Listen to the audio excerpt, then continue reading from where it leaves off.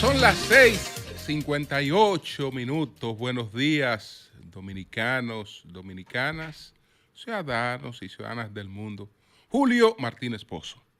Los comentarios de los temas más importantes en el programa de mayor influencia de la radio y la televisión nacionales y de todas las plataformas digitales.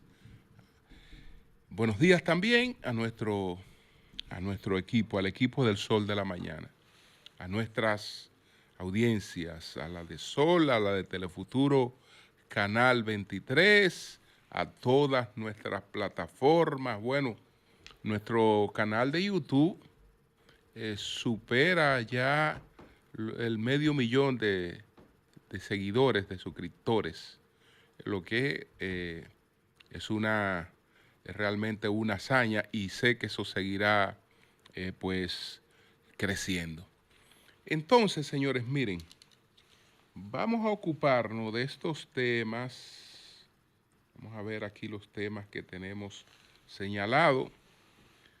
Bueno, hay que estar alerta con las deportaciones de Donald Trump, y lo explicaré, pero hay que estar alerta. Tenemos que estar chivos con las deportaciones de Donald Trump.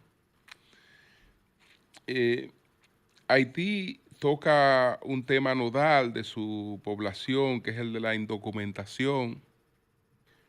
El Tribunal Constitucional pone puntos sobre las IES para la declaratoria de la extinción penal.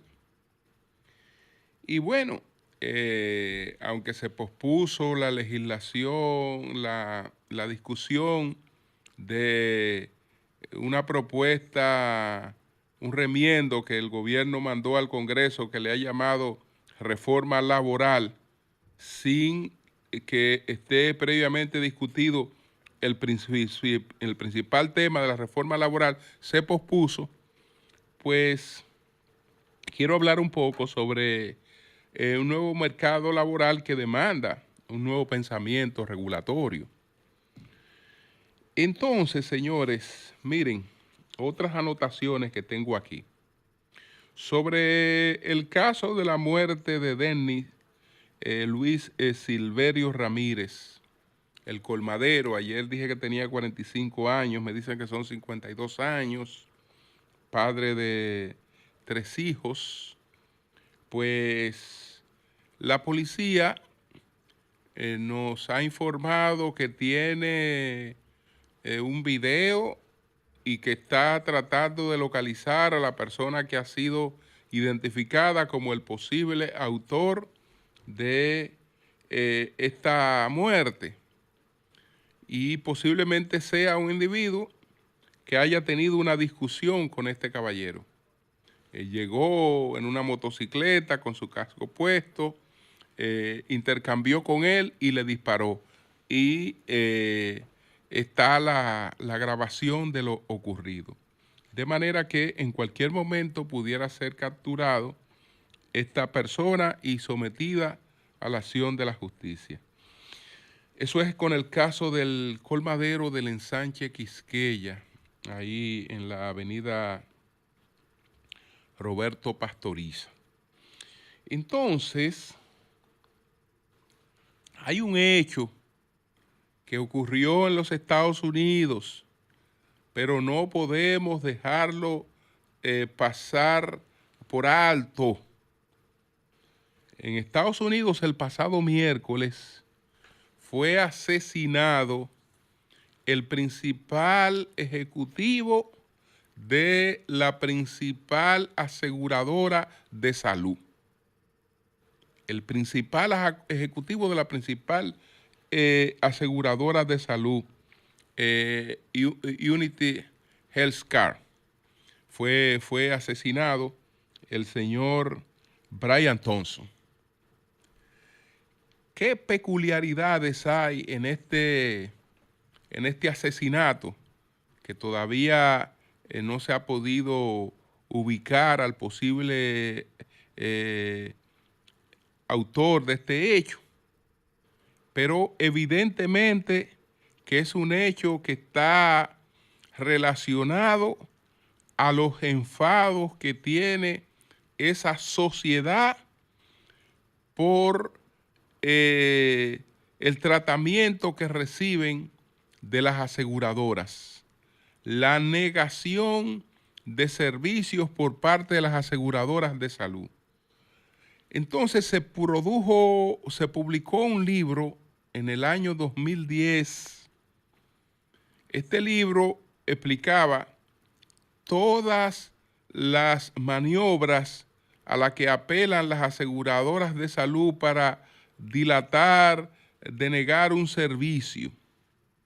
Y si el porcentaje de rechazo a pago de servicio andaba por un 9%, eso ha ido creciendo y anda cerca de un 23%. Entonces, el libro exponía cuáles eran cada una de esas artimañas a las que apelaban las aseguradoras. Y resulta ser que en la escena del crimen, en los proyectiles que han sido encontrados, pues hay una clara vinculación con esas situaciones, porque por casualidad se han encontrado con balas que tienen una inscripción, las siguientes inscripciones: retrasar, denegar y defender. Es decir, eso es lo que la aseguradora le piden a sus empleados con relación a los servicios que solicitan las personas a la hora de los pagos a los médicos. Retrasar, denegar y defender. Bueno, las balas que fueron encontradas en la escena de este crimen tenían esas inscripciones: defender, denegar y retrasar. Es decir, que se quiso dejar la clara idea de que ese crimen estaba asociado con una irritación, con un acto de venganza por la denegación de servicios, de pago de servicios de salud. Hay muchas cosas, incluso autorizadas por especialistas, etcétera, que terminan siendo rechazadas, y hay mucha inconformidad en este sentido. Entonces, este caballero va caminando el miércoles justamente para una actividad de su sector. Él va a un cónclave, a una actividad del sector, y camino a esa actividad fue asesinado Brian Thompson, el CEO de la principal aseguradora por servicio. Es la mayor aseguradora de Estados Unidos por cuota de mercado.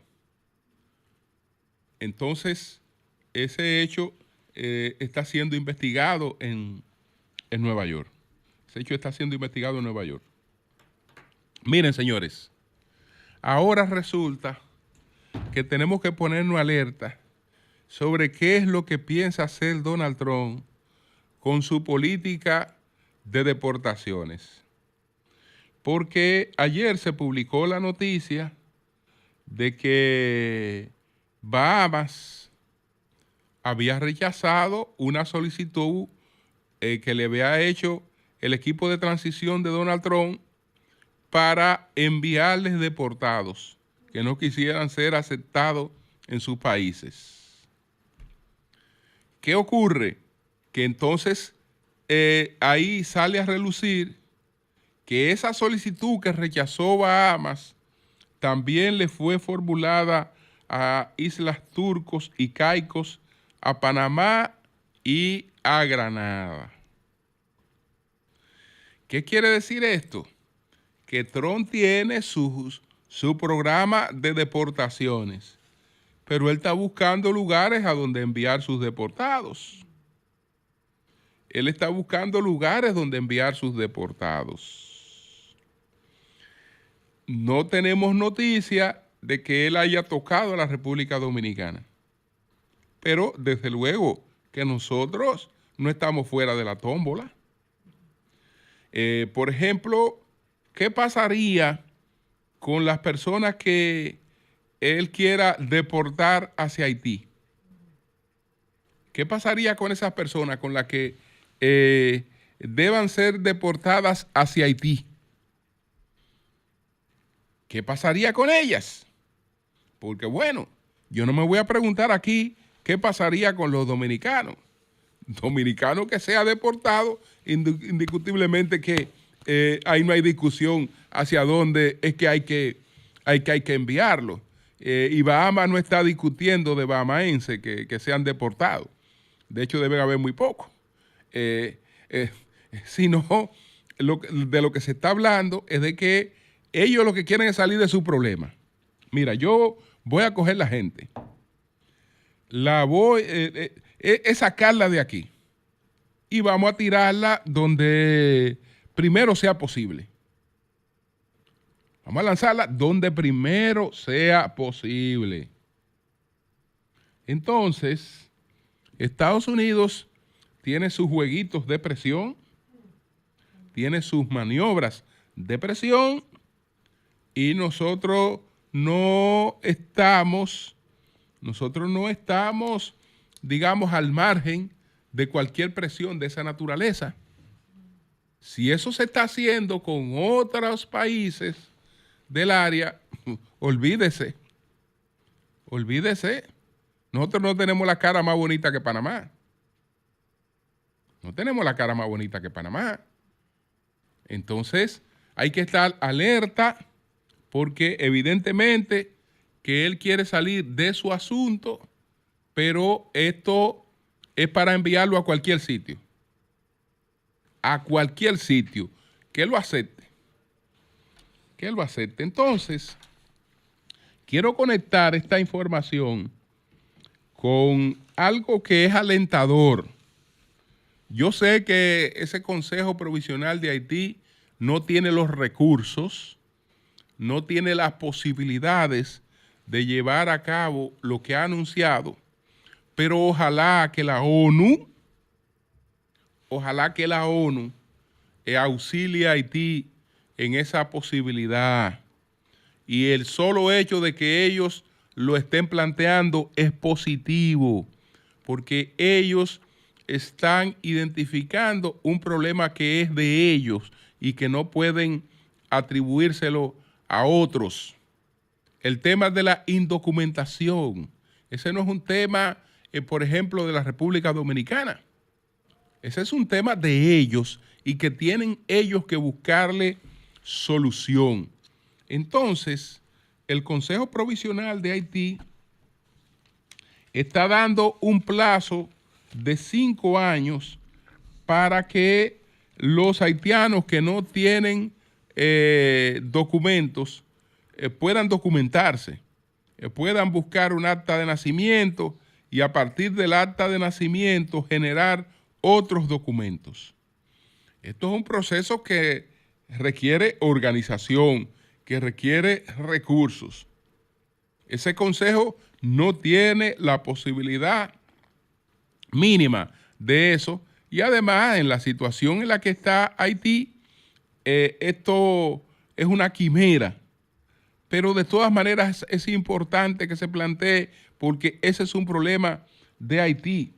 El gobierno de transición de Haití adoptó una serie de medidas para fortalecer las capacidades y la modernización de la administración pública durante el Consejo de Ministros presidido por el presidente del Consejo Presidencial de Transición, Leslie Voltaire, y asistido por el primer ministro de Haití, Phil Ahmed.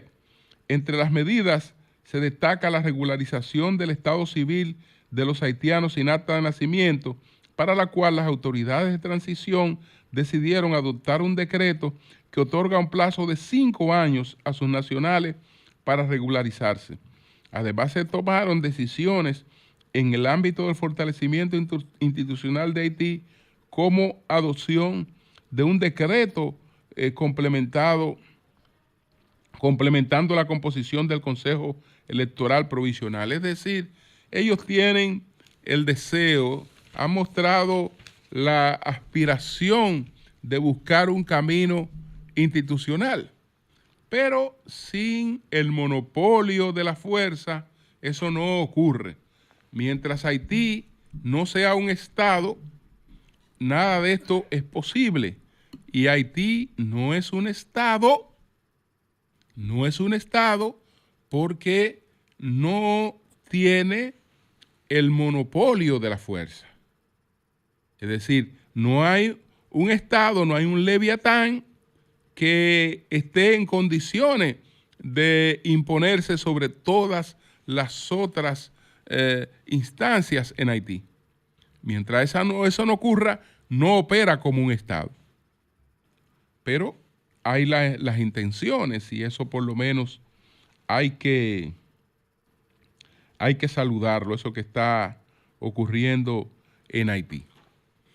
Señores, miren, hay una sentencia del Tribunal Constitucional que es muy importante. Ahora hay que sea publicado, pero no es que sea tan reciente, pero es muy importante esta sentencia. Es un recurso de revisión constitucional que llevó a cabo Ramón Antonio Veras Veloz. Estamos hablando de una imputación de violación a una menor en la que se cometen una serie de inobservancia. Pero lo fundamental aquí es que el caso duró más allá de lo que establece el plazo del Código Procesal Penal. Entonces, sobre eso hay lecturas distintas. El Código Procesal Penal establece un plazo máximo, el actual, de 4 años para la duración de un proceso penal desde que se inició la investigación. Sin embargo, hay lecturas distintas, y que a partir de cuándo corre este proceso, etc.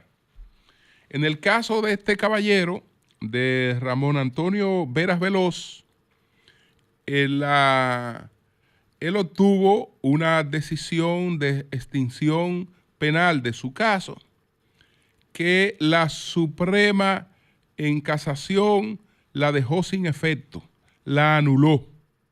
Y al anularla, la Suprema hizo una serie de lecturas que terminaron siendo pues refutadas por esta decisión que ha emanado del Tribunal Constitucional.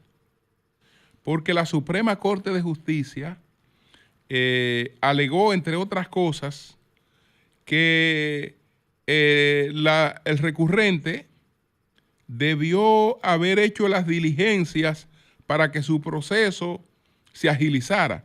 Es decir, el Estado estaba descargando su responsabilidad en una persona, lo que le correspondía al Estado. Entonces, fíjense que yo no me estoy metiendo en el fondo de esto porque no me gustaría incursionar en el fondo de esto tratándose de un alegato de violación de una niña de por medio. No. Estamos hablando ya en la parte técnica del proceso, en la inobservancia de un tema que tiene que ver con los plazos del proceso. Entonces, ¿qué ocurre? Me voy a lo fundamental de lo que plantea esta decisión del Tribunal Constitucional. Señores, eso arrastra todos los casos que están en discusión. Todos esos casos, mientras más bulla se ha hecho con ellos, mientras más mediáticos son, ya tienen su suerte preestablecida con esta decisión del Tribunal Constitucional. El Tribunal Constitucional dice de lo siguiente: de la cronología anterior se desprende que desde que la Corte de Apelación recibió el recurso de apelación hasta que decidió admitirlo, transcurrieron 5 meses y 25 días. Y desde que se suspendió la primera audiencia de apelación hasta que se conociera la segunda, transcurrieron 9 meses y 12 días, conllevando a que la duración del proceso penal pasara de 2 años y 7 meses a 3 años y 5 meses, excediendo así el plazo máximo del proceso penal sin que se vislumbren en el expediente cuáles fueron las situaciones razonables. Aquí hago un paréntesis porque cuando dice el tribunal aquí que se excedió y está hablando de 3 años y 6 meses que se excedió el plazo que establece el Código Procesal Penal, no se refiere al nuevo Código Procesal Penal, porque en el nuevo Código Procesal Penal el plazo es de 4 años. En el caso del plazo del momento en que se produjo este hecho era de 3 años. Por eso es que al hablar de 3 años y 6 meses ya habla de un exceso del proceso, pero el proceso no terminó en 3 años y 6 meses, sino que duró 5 años. Entonces, bueno, el plazo máximo del proceso penal se excedió sin que se vislumbren en el expediente cuáles fueron las situaciones razonables y atendibles que dieron lugar a que transcurriera tanto tiempo entre ambas audiencias. Lo mismo ocurre desde la presentación del recurso de casación hasta la remisión por parte de la Corte de Apelación a la Suprema Corte de Justicia, que conllevó a que la duración del proceso pasara de 3 años y 7 meses a 5 años. Si bien la Suprema Corte de Justicia sostiene que varias audiencias fueron prorrogadas por circunstancias atribuibles al imputado, no detectamos que dicho órgano jurisdiccional especificara cuáles fueron tales audiencias, ni por qué el tiempo, ni cómo tales prórrogas impactaron en la duración del proceso. Además del recuento que pueda hacerse de la sentencia que reposan en el expediente, se desprende que las extensiones más significativas del proceso no están relacionadas con la celebración de audiencia, sino más bien con la emisión de decisiones de admisibilidad y con la remisión de recursos de un tribunal a otro. De igual manera, la Suprema Corte de Justicia sostiene que el imputado pudo ser más diligente solicitando las medidas de lugar a los tribunales para lograr que el proceso fuera más expedito, aseveración que puede ser contraria a los principios de favorabilidad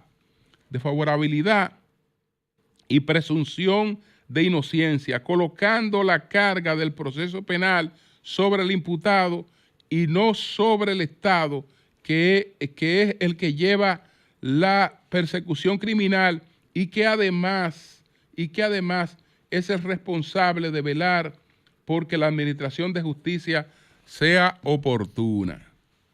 Una decisión particular, no es una decisión particular. Ya aquí el Tribunal Constitucional estableció claro todo lo que tiene que ver con el plazo para la extinción de un proceso penal. Y entonces, esto desde luego que va por este hecho, pero también adelanta lo que va a ocurrir con muchos otros hechos. Por ejemplo, el caso aquel tiene audiencia para el lunes. Ya no me refiero a esta sentencia, sino al denominado caso aquel. El caso aquel tiene más de 2 años. Tiene más de 2 años y todavía no hay un solo reenvío que haya sido ocasionado por los imputados. Los imputados, es decir, ya se ha cumplido el 50% del tiempo. No hay un solo reenvío ocasionado por los imputados y ahora es que falta conocer cosas porque ese caso está entrampado por la presencia de unos falsos querellantes que el Ministerio Público llevó a ese expediente y que ahora no le ha sido fácil excluirlo del expediente. Y ahí están dando agua de beber esos querellantes falsos. Ya hay 2 años, 50% del plazo ya agotado sin que se haya empezado la discusión preliminar del caso. Entonces, ya ustedes saben para dónde va eso. Ya saben para dónde va eso. Quería resaltar eso.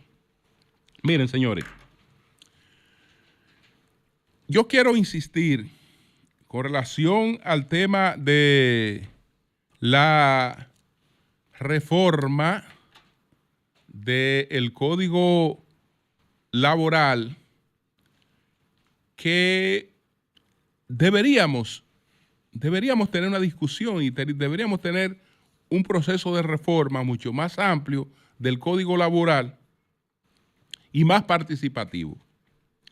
El primer error que advierto en esto, que se ha estado presentando, es que tenemos una discusión aparentemente polarizada entre 2 sectores que, en honor a la verdad, son los que menos tienen que ver con el tema que se está discutiendo.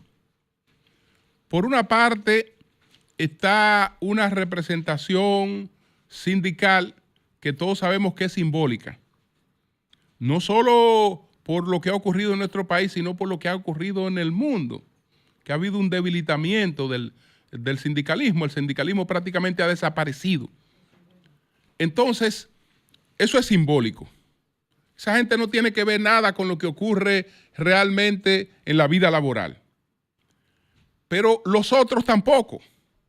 ¿Por qué? Porque tenemos una discusión en la que hay 2 actores que decimos que son, o entendemos, o creemos que son los fundamentales, los principales. Por una parte está esta representación sindical y por otra parte está la élite del empresariado. La élite del empresariado no es la que más emplea. No es la que más emplea. Incluso se los puedo presentar de la manera siguiente, para que ustedes vean hacia dónde vamos sin darnos cuenta. La Asociación de Industrias, los industriales, anunciaron que para el año 2025 ellos van a producir inversiones por 87,000 millones de pesos. 87,000 millones de pesos. Usted dirá, qué bueno. Yo digo que bueno, porque eso va a incrementar la productividad. Pero yo digo que bueno. ¿Usted sabe por qué yo digo que bueno? Porque yo no estoy en el lugar de los que van a perder sus empleos o de una parte de los que van a perder sus empleos. Cada vez que una empresa le habla a usted de inversión en modernización, le está hablando en gran medida de inversión en tecnología. La inversión en tecnología significa desplazamiento de mano de obra. De mano de obra, es decir, lo que le están hablando con esos 87,000 millones de pesos que se van a invertir el año que viene es en las nuevas tecnologías. Y entonces, desde el punto de vista del que vive del empleo, del que vive de la oportunidad, eso no crea más oportunidad, aunque incremente nuestra productividad. Por eso nosotros hemos tenido en el mundo un crecimiento de la productividad sin que necesariamente tengamos un crecimiento del empleo. Sin que necesariamente tengamos un crecimiento del empleo. Entonces, ¿quiénes son los que tienen el mayor peso en la actividad laboral? El mayor peso en la actividad laboral lo terminan teniendo miles y miles de pequeñas empresas. Entre más grande, vamos a decir esto, entre más grande sea la empresa, menos trabajadores tiene. Directo. Entre más grande sea la empresa, menos trabajadores directos tiene. ¿Por qué? Porque la empresa grande lo que ha hecho es que la empresa grande va a tener 300, 400, 500, hasta 1000 empresas pequeñas con la que ella terceriza sus servicios. Es decir, que lo que se hace en esa empresa grande termina asumido por cientos de empresas que de manera tercerizada le están brindando los servicios. Los servicios. Hay decisiones y cosas que uno la puede ver de una manera. Si me están hablando de digitalización de la banca, qué bueno. Eso es modernización de la banca. Digitalización de la banca es modernización de la banca. Sí, es modernización de la banca, pero también eso, por otra parte, es recorte de empleos. Recorte de empleo. Entonces, fíjense que la vida laboral y el mundo va en un sentido y nuestras discusiones van en otro sentido.